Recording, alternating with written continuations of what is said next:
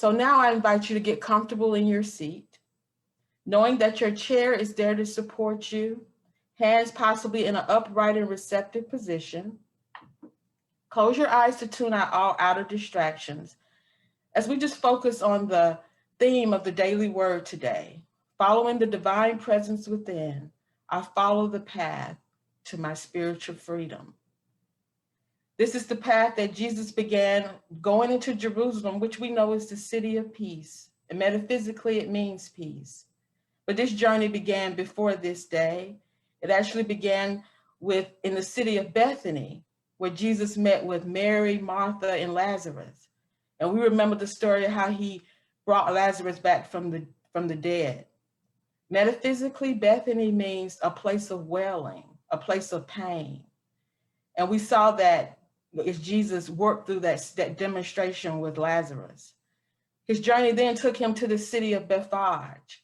And Bethphage metaphysically means a place of unrealized grace. And then from Bethphage, he went into the Mount of Olives. And the mountain metaphysically also means an elevated state of mind. And then he moved into Jerusalem, the city of peace. We use Jesus as an example, not to be worshiped, but as an example of a way to model our thinking, model our lives, model our mind. And as he moved from Bethphage as he moved from Bethany, a place of pain and affliction, and moved into Bethany, a place of unrealized grace, we too can move that into our lives. We can move from the pain into the grace, the prayers and the blessings that we're not always aware of, but is always available to us. And then that allows us to move into our place of peace. The resurrection is about what is resurrected or what is being resurrected within us. So I invite you today, as we have this holy, sacred time, as this holy week, to think about the example Jesus has set for us. What is the place of pain that we can move from, that we can move into an unrealized grace, to know that grace, to move from the pain into the peace? When we do our work from within, we give so many people the gift of this.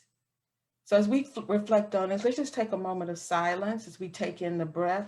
Before we go into silence though, let's take in a breath, the presence of God,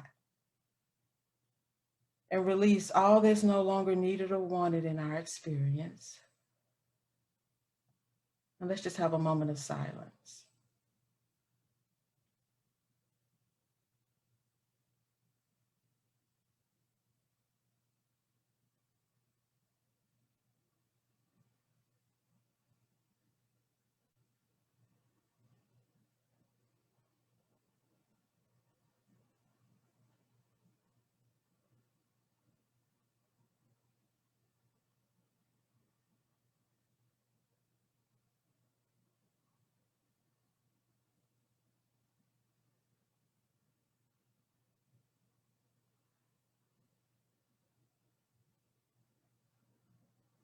Whatever perhaps came to you during this time, know that that is yours to have. That's an inherent gift that's given to you by your Creator.